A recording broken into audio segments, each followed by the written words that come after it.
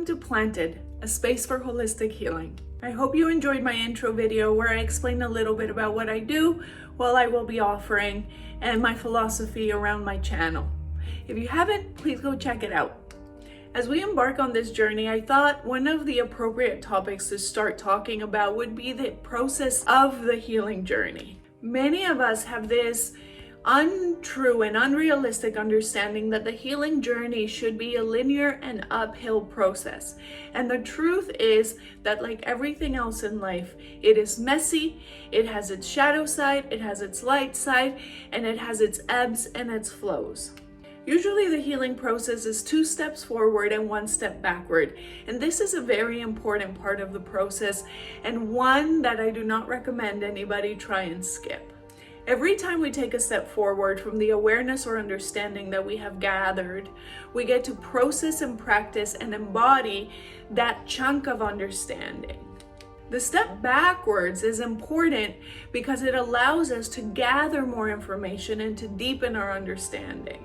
We can talk about this in psychological terms, but I love to also explain it in spiritual terms. Start with a psychological or more practical explanation or understanding. For example, addiction. People who struggle with drinking too much or substance abuse. Every time they have a slip or a relapse, if they use it as an opportunity, they can engage in a process of observation and self-discovery that increases their sense of awareness around their relationship with the substance. Did I slip or did I relapse because I was feeling lonely? Did I not manage my stress properly this week? Did some emotion arise that I wanted to suppress? It allows you to take an even deeper and wider look at why that event happened once again. On a spiritual level, it is the process of alchemizing darkness into light. And I will make a video about this more in depth. But what we're doing is we're taking our pain, we're taking our trauma, we're taking our aspects of our shadow, and with self-awareness and with process and with practice, we turn it into light, which means wisdom, love, compassion, growth, and a deeper relationship with ourselves. As with anything else, we can only do so much at once. So if we're gonna alchemize all the darkness that we carry and that has been passed on to us from generation to generation, it's gonna take time and it's gonna take chunk by chunk and bit by bit. So if you can picture taking a piece of understanding of that darkness or a piece of your pain or a piece of your trauma and processing it and transmuting and transforming it into deeper self-worth, into deeper wisdom, into more self-compassion, that is you turning darkness into light.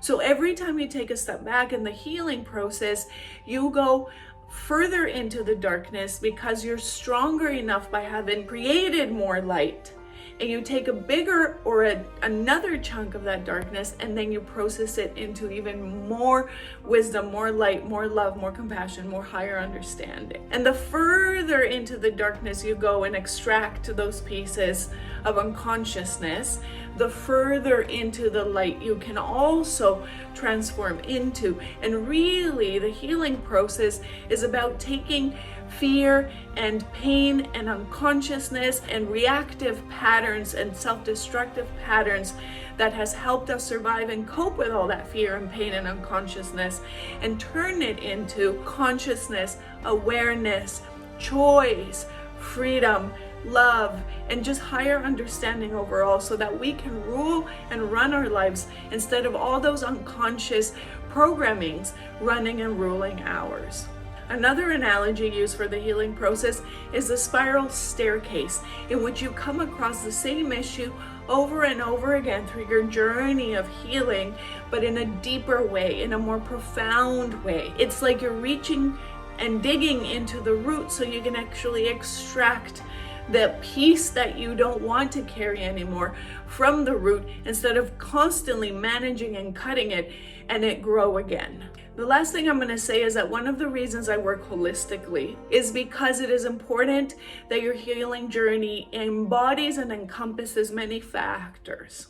Your nervous system and your body need to work along reprogramming your mind, along your choices, feeding your soul and increasing the size of your inner fire, as well as social connections and relationship healing, as well as the food you consume and what you consume through your mind. One style of therapy or one practitioner or one aspect of your humanity to be focused on at a time is okay. But remember that if you want to heal and embody the healing in a more full and whole way, you need to work with the mind, the soul, the body, the heart, your intuition and spirituality and your spirit. So don't forget that healing is a holistic process, that it ebbs and flows, that you will revisit the same spot over and over again, just deeper, in a deeper way, and that there is no right way to do this. But nothing in the universe and nothing on earth or in nature is linear. So please do not expect your healing process to be. If you like this video and found it helpful, please share it, subscribe, and like, and I will keep putting out videos like these about different topics. And if there's a topic you would like to hear about, please leave a comment and let me know what it is you want me to talk about that you might find helpful.